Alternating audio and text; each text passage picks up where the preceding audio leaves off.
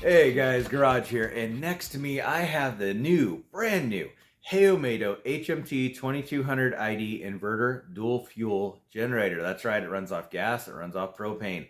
I was asking HEOMAITO in a few videos ago when I reviewed another generator, I said I wanted a smaller, more compact dual fuel. Well, here it is, didn't take them long at all. Typical in HEOMAITO fashion, it's in this like forest green color. It's a very square, boxy generator. Initially I thought they were kind of ugly, but they grew on me. I actually kept both of the other HEOMAITO models. I didn't get rid of them. I did buy those other models with my own cash. Full disclosure, this one, HEOMAITO did comp me on it. They gave me this generator to review. That does not affect my reviews in any way, shape, or form. I'm still going to tear it down. We're still going to do all of our testing. We're still going to find out who made this. I'm pretty sure this is a Sensi unit. We're going to find out, but it affects me in no way, shape, or form. If this thing is junk, I'm going to tell you guys, or I'll send it back, one of the two, if it doesn't meet its specifications. Per the last two reviews, HEOMAITO did excellent. I love the 1400 model, 1400i, and I love their 3500iD. Fantastic generators. So, enough words from me. Let's take a look. You know Garage does not do unboxing videos. Colossal waste of time. So there is the box. This is everything it came with. So we have our propane regulator. We have a toolkit with a spark plug wrench and just a screwdriver. We have the amazing oil funnel that all generators should come with. I love that they come with this. And we have a dedicated manual. Some people complained on the HMT 1400i that was a generic manual. This one is dedicated just to this generator. All of the specifications they give you, which is awesome. They give you valve clearances. They give you everything. All the information in here. All right, one thing you'll notice in the literature in Amazon and in this manual, it does show a twist lock to TT30R adapter in here. I can tell you, mine did not come with one. I checked inside and out the box. I made sure I didn't miss it. It simply didn't come with it. So I don't know if it was my sample, they just forgot to put it in the box, or if the one you might buy is missing that adapter. But this is a type of adapter I'm talking about. I have a lot of these from my other reviews, but it is missing this adapter. So if you need it, just be wary that it may not have it in the package. You might have to get a hold of HEOMAITO and they might have to send you one, but it was missing. Let's do a walk around of this little guy. So this has a digital display built in. We get voltage, we get frequency, and we get an hour meter on this display. That's perfect. We have our output indicator, so when it's running, that's going to go green. We have an overload alarm, low oil, and then we have a reset, all nicely laid out for the inverter. So if you do overload this machine and it goes in protect, you can reset your inverter by pressing and holding that down. We have a 20 amp breaker.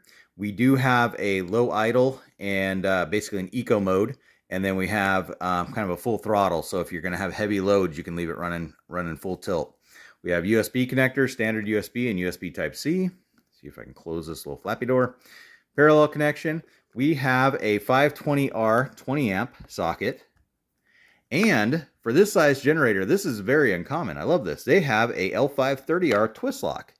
So you may not need an adapter for your RV cord. Even though this is a small generator, you may not need an adapter. That's great. All right, so we have our intake for our inverter assembly itself. So it draws air in through the front and then it spits it out the back, hot air. Here is our carburetor, fuel on and choke. Basically put it on run, that's choke, and that's going to be fuel off. We have a vented fuel cap. This is so important. If you're going to take this with you, say you've got it in your travel trailer and it's not outside, or you got it in your SUV, you want to be able to shut the fuel cap off so you don't get that stinky fuel smell in the vehicle. I do recommend always trying to transport generators outside the vehicle, but it does have that feature. We have our pulled start. We got some stickers here, air cleaner access. We got fuel or oil capacity. We have our propane inlet down here at the bottom. This is going to be our service door. Looks like we take out one Phillips. This is how we're going to do our oil or add our oil and get to the air filter. We're going to check that out. Lots of stickers. I'll be honest, this sticker was very, very confusing. There is so many instructions on what to do before you start up, but then it references like 2, And then you jump over here to like 2A and 2B, depending on if you're doing propane or gas. It's kind of all over the place. I'm going to show you how to start it. It's not this complex. This was quite a bit, but anyways, it's there. More danger stickers can kill you, so just make sure you're using this in a ventilated area. For our exhaust, we do have a typical screen type spark arrestor. I like that. I do not like the heavy mesh ones, so that's nice, even though these are a little bit louder. They don't clog up. Coming around here, this model does feature carbon monoxide detection, CO detect. My brain keeps trying to say CO2. I said that in another video, embarrassed myself. CO detect, which is carbon monoxide. And we have spark plug access. I noticed even on this door, they have heavy sound deadening. So I'm really curious how this generator is going to do with sound deadening. You can tell how tight everything is in there. They've really crammed a lot into this little tiny machine to make it dual fuel, 1800 watts, and be this tiny. More stickers here. It's got all of our capacities on it. This is a 0.8 gallon fuel tank. And they say if you're running it off gasoline, they say that it's going to last 7 hours at 25% load. So that's pretty impressive. More of your decals there. And that is it for our walk around. So let's get this door off. Let's get oil added so we can get on to our first start. We do have a Phillips screw down here at the base of the door. Take that out.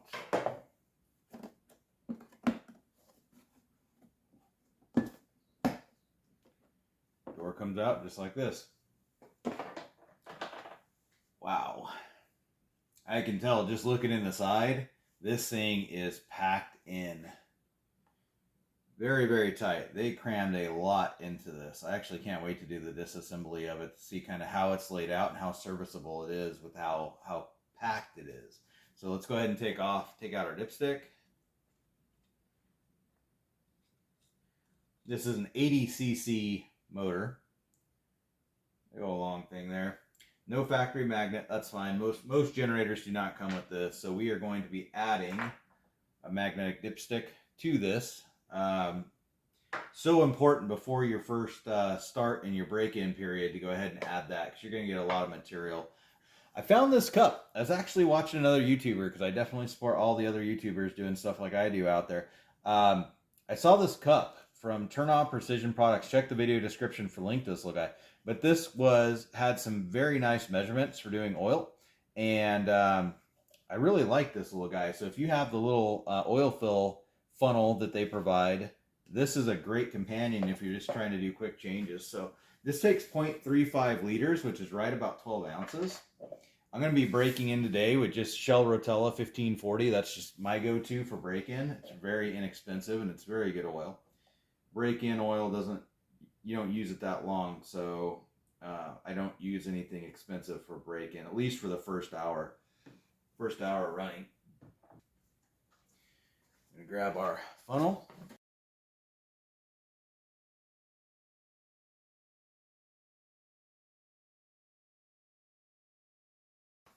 I need to go get some paper towels. I think with how many generators I've reviewed, I would have my crap together. All right, so won't make an oily mess in here. Stick that right in the cup. Cool. Nice, 12 ounces. Brought the oil level right up, right there. So that's pretty good. And take our magnetic dipstick. Put this guy in. What's going on here? There we go. Use our air. All right, so let's give it its first start on propane. Super important, we're going to bleed this off. So we're going to go ahead and open our propane tank and turn it on. We're going to crack this for about 10 seconds. We can hear the propane coming out.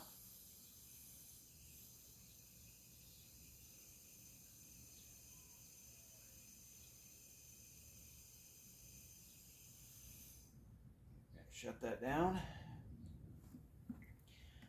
choke shouldn't matter running on propane at all, so we're just going to leave this on run. Fuel venting doesn't matter. We're not leaving it on fuel. I'm just going to have it on anyways. All right, so on the front panel, we're going to put this, we're going to take it off of eco mode, make sure it's on the little jackrabbit symbol, and that should be it for our first start procedure. Let's see what happens. Wow, this thing has some compression. I'm surprised. Like, you can really feel that motor. Okay, that's 3 pulls. Just making sure I'm not doing anything wrong. There you go. That's okay for a first start. I forgive it.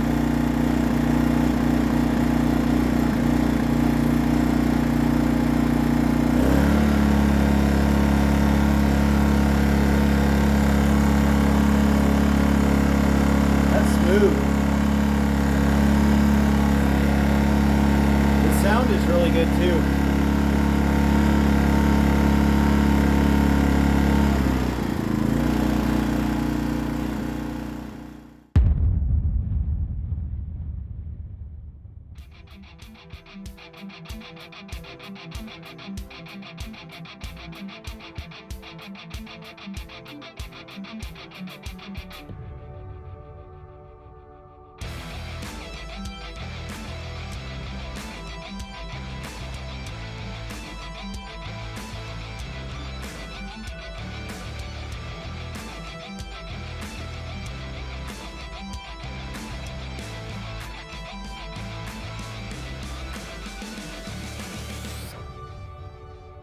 And just like that, she's all apart. So let's start at the back. Exhaust side. You take off the exhaust cover. It's just 6 Phillips screws, comes right off.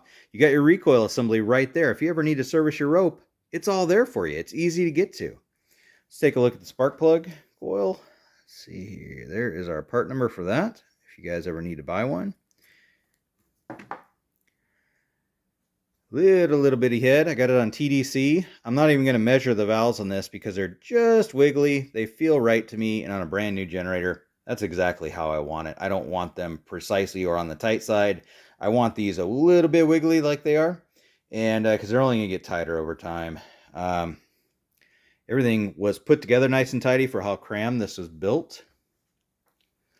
Spark plug A5RTC. Let me grab a little box over here. I've been recommending these Denzos lately. I usually do NGK spark plugs, but in this exact size to replace an A5RTC, the NGKs do not come with a terminal nut on the end of the spark plug. And what I mean by that is this little nut on the back does not come on the NGKs. You got to buy it separate, which is almost the cost of the spark plug, which is dumb. This spark plug from Denso IUF22, which is a 7 heat range, technically an NGK, or a 5 heat range for these torch plugs. This comes with it, and that just saves you money. So these are really good iridium plugs. Use these, they'll last the life of the generator. Just buy one. We got our air intake assembly. You can kind of cut this star out, the plastic, if you want to just snip it out, and you can get right to the crankshaft bolt on this. Turn it very gently with the spark plug out, and you can get it to TDC for serviceability. Very, very nice. Only red flag I found on this generator. I did find a red flag, guys. It's got me a little bit worried. That's why we're going to test. This inverter, let me put the sticker back here. The part number says 1.6 kilowatt. This inverter, or this generator, is rated at 1.8 on gasoline. That's interesting. We're going to test it. That's why we test. We're going to prove it out if it actually can do 1.8 and sustain 1.8. I don't know, HEOMAITO. Why is that there? Should have been a 1.8 model. At least in my opinion. We'll test though. All the front cover just unplugged, all quick connects. It was easy to take the front cover out. Here's our fuel switch. That's what is screwed. You can see the big Phillips screws here. That screws right to the side cover. So that's our fuel selector for our choke, run, and then fuel off. All right. You can see the servo for the carb. It's a Yinba. The part number, gosh, where was it? It is so buried in there. Let me see if I can lighten this up. Ooh, too bright.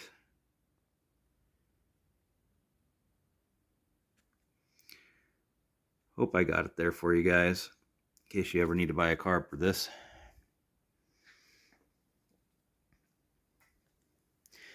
Got some nice sleeving.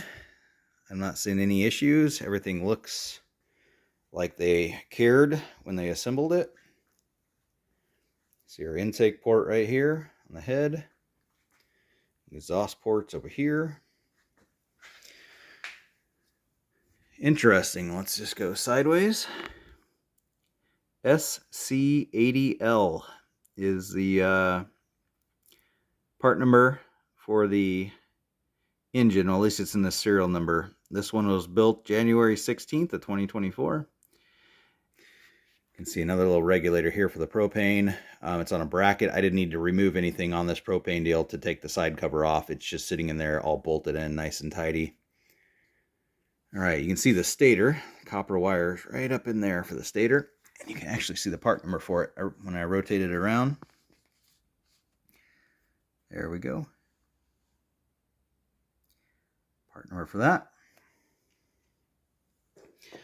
Valve cover. We're going to go ahead and grease this paper gasket. We're just going to use some moly grease on that. I use moly grease in the gasket so that in, say, 300 hours when you go to take this off, the paper gasket doesn't just disintegrate and you're actually able to reuse it. Air intake. Different gaskets and parts for the carb with how it mates to the head. That is it, guys, for our teardown. Like I said at the beginning, 10 out of 10 serviceability for this whole generator. It came apart so easy. You can see all our parts over here. That's the exhaust cover that you take off so you can get to the recoil assembly really easy. So we got our exhaust cover. We have our front electrical panel all came off and plugged really nice and tidy. We got our fuel tank came off nice and easy. These two little things are engine covers. They sandwich the engine itself. They sandwich this the actual head of the engine so the airflow blows through it and over the exhaust to cool it so this little guy doesn't burn the case down or melt the case. So those are important. And then just our plastic covers, the shells, it all sandwiched together nice and easy. That's it. We are going to put this thing back together really quick here, and then we're going to get out and run this thing for an hour and give it an hour break-in. I'm going to be running it on gasoline for that break-in period. We did do our first start on propane. That worked fine. We're going to make sure gasoline works. We're going to move on with this review. Now that we've reassembled this guy and we did our first start on propane, we're going to do our first start on gasoline. And then we're going to let it run for its first 1 hour of break-in. And then we're going to check the oil and see what the magnetic dipstick looks like. So let's see what we got. So we're going to take this guy. We're going to take it off eco. We're going to take this. We're going to put it to on, our vent cap. Here to kind of release some pressure there. And we're going to put this down to choke. So leave it on run for a second. We're going to get some gas in it. Make sure the carb's got gas in the bowl. Put it to choke. Let's see what happens. First pull, easy. Let it run on choke for a minute. Almost died on run.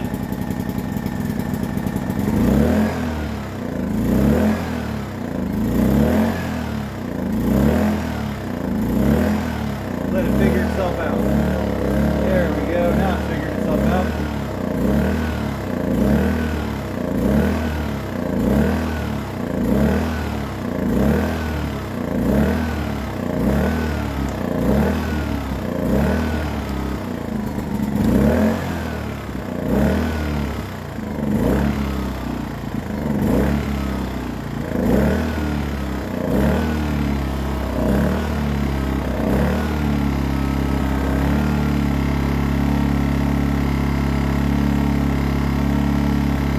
It took a minute. Had to figure itself out.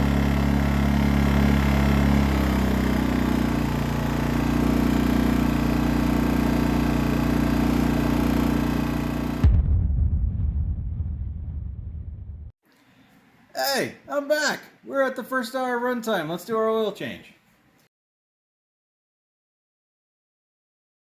Another reason I love this little cup this other YouTuber was showing me is I can actually measure the oil when I pour it out to see if we burn any oil. I put in exactly 12 ounces. We're going to find out if we get 12 ounces out of it.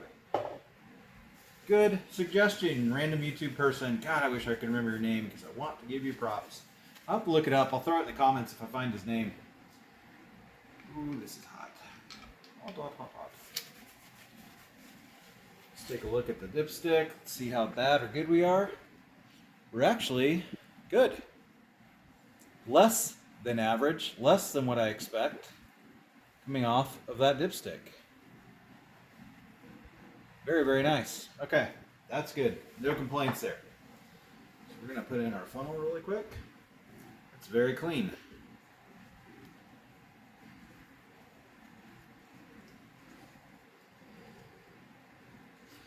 Oil is super hot. I like draining the oil hot because it's low viscosity when it's hot, and it runs out really fast, and all the contaminants will run out really fast with the oil. Comes out really slow.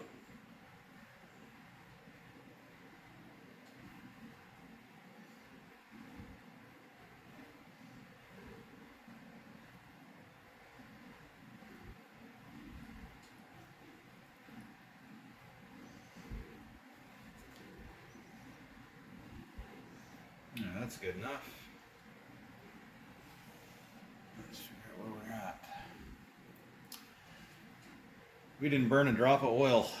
It's a little bit hot, so we're above 12 ounces, but that's because hot things expand. We're a little bit up. That's exactly where I expected to see it. That's the color of the oil we got. Looking in here. Very normal amount of glitter.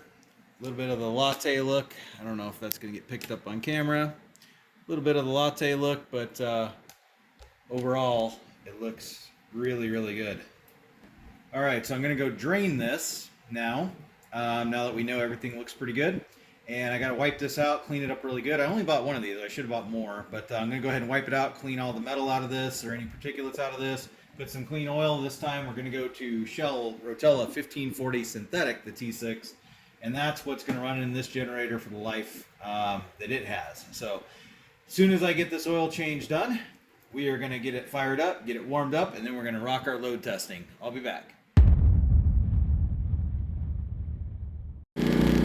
All right, I had to up the brightness. We're going to be doing our load testing, so it looks a little washed out. Over here we have our sine wave on the generator. It's looking very clean. Our FFT is showing no noise except for right about 60 hertz, which is where we expect it. On our Fluke 41B, our harmonics analyzer, we've got 0.9% total harmonic distortion. This is at idle. Right now I have a variac on with a resistive load, giving us a power factor. Well, right now with nothing loaded, we're about 0.8, but once we're loaded, it'll go about 1.0 on power factor, drawing 8 watts. All right, so we're gonna go ahead and load this guy up.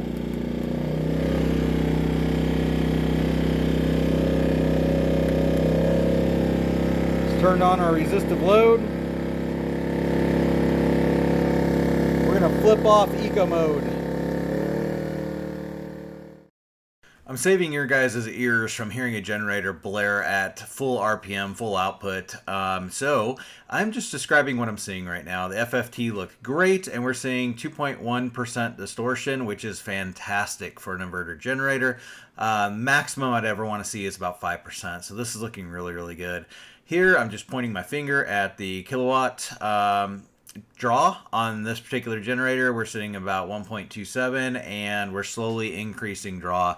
Now, I'm going to shut up for a second. I'm going to speed this up and get towards the end.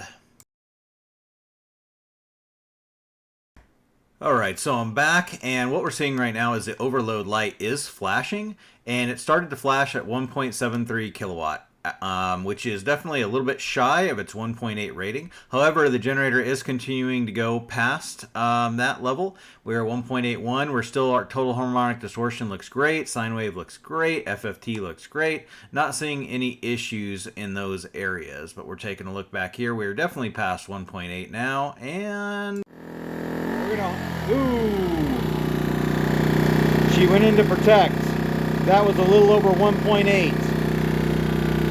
Go ahead and reset our inverter. Hi, Drop Toyum again, and we are just reloading the inverter to find out if it's going to shut down or drop into protect again. So let me speed this up. So once again, we're trying to push this little generator as far as it'll go. We're passing the 1.3 kilowatt mark, and the protection light or overload light starting to flash, saying that we are at the absolute limit. And we're getting closer and closer to the 1.8 rating. That light's still flashing, which is not good. I wouldn't expect the light to actually flash until after 1.8, but it's flashing well before. And lights out. She's got nothing left, and she went into protect at 1.8. Let's get on to the propane test. Once again, I have muted, and we are doing our final test on propane. We're looking at the sine wave, the FFT, the total harmonic distortion, the sine wave on my fluke here, just reconfirming how clean it is. Everything is looking really, really good right now. So I'm just going through the motions, and we are starting to load this guy up. I'm going to pause, and we're going to fast forward and see where we end up. As we're in fast forward, the sine wave, the FFT, total harmonic distortion, all the numbers are looking fantastic. Just like with gasoline, as we approach 1.73 kilowatt, we start getting a flashing indicator. 0.3. All right.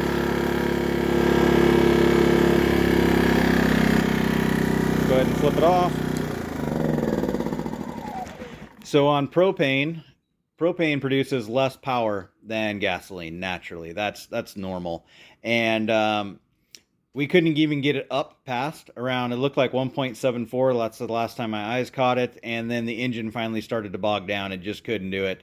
So about 1.74, which on propane, we ran right past our numbers. It's looking beautiful. So if you plan to get a propane generator only, that is a huge win. That looks great.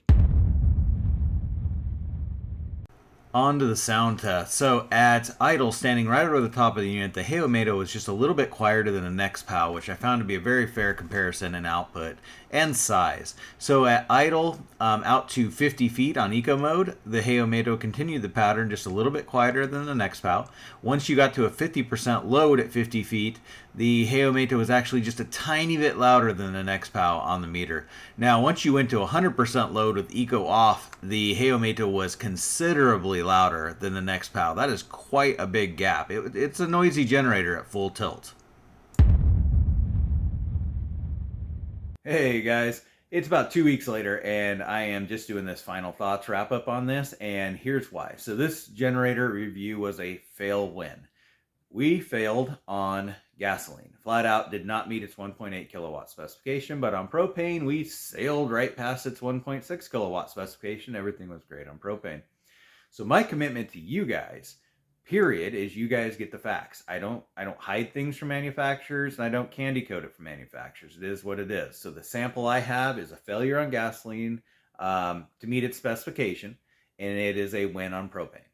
So my commitment to manufacturers and vendors that send me stuff, if I find a problem, I get with them immediately. And I let them know the scope of the problem. I give them proof of the problem, and then I let them tell me what's going on. A lot of times they'll just lock me out and they don't tell me anything at all. Sometimes they disappear. HEOMAITO didn't. HEOMAITO jumped all over it. They went to Cincy factory. They figured out what happened. They found out there was a batch issue with this particular first batch of these generators, that the programming in the inverter was the wrong programming. And first of all, my brain goes, oh BS on that. The label on the part number on the inverter is a 1.6 kilowatt. And so diving a little bit deeper into that, so this particular inverter, and a lot of them are this way, the part number is 1.6 kilowatt because that's what that inverter is programmed for. That inverter actually can handle up to 1.7, 1.8 kilowatt output just fine. The programming in this one was for 1.6. That's why this is why I don't call bullshit on this, right? So when we got up to the very, very limit where the inverter cut off on gasoline, if you noticed, the waveform was completely clean. The total harmonic distortion was completely right in spec. It was low, like 2% something. Like, it was not indicating at all that it didn't have anything left.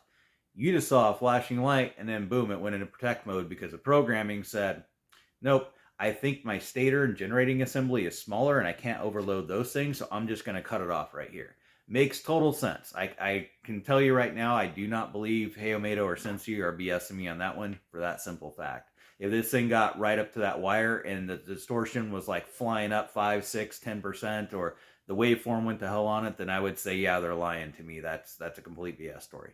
So in short, I do believe what they're saying. Now, I was told that this was a very small lot. All inventory that they had left was recalled back to Sensi factory. Everything's getting reworked on that, and we're glad that this happened. They actually thanked me over and over and over for finding it, because this is a brand spanking new product. It just came out, and they were able to catch it before everything kind of hit the fan. And some reviewers love the clickbait stuff and just like to bash on things, and it's just terrible and all that. No, I'm not that way. I'll give you guys the information, and I'll give the factory the information. I like working together on stuff like that. We solve problems like that. I'm not here for clickbait and cause drama for people or try to ruin businesses. That's just stupid, right? So with that, I am assured by HEOMAITO that all current inventory meets specification now, that's available to buy. And I am assured that all future inventory will go through a much more stringent QC process per batch. I get that. Sometimes you get first articles in, you do the testing on it. Okay, the rest of it should meet specification, and they don't test the first lot. I've seen that happen. I know it's not the right way to do it, but I've seen it happen. And I think that's what happened here with HEOMAITO. But overall, I really like this generator. I would buy this generator for a dual fuel. I would not buy it really for air conditioning purposes for a travel trailer. Say if you got a 13.5K BTU without a soft start. So if this does meet its specification at 1.8, you would need a soft start with this because it's right on that ragged edge. For other purposes, if you just need a battery charger, if you need to charge up house batteries, if you just need a small propane generator or a dual fuel just available, it meets all those specifications. It's a lightweight, very compact little generator, and I think it'll serve you very well, and it runs really, really well. I like how this thing runs, sounds, and how it's built. Even though at full tilt, as you guys saw in the audio, it is a loud generator at full tilt. When it's about 50% lower, not so bad. That's it for my final thoughts. I gave you guys all the information on this. So again, I'm told that everything in inventory meets specification now. And if you guys find otherwise, let me know in the comments. I'd love to hear from you guys. So I definitely am not trying to hide a problem for HEOMAITO, and HEOMAITO doesn't seem to be trying to hide a problem. They were very upfront. So I think what they're telling me is true. But again, if you find otherwise, let us know. I will catch you guys later. Peace out.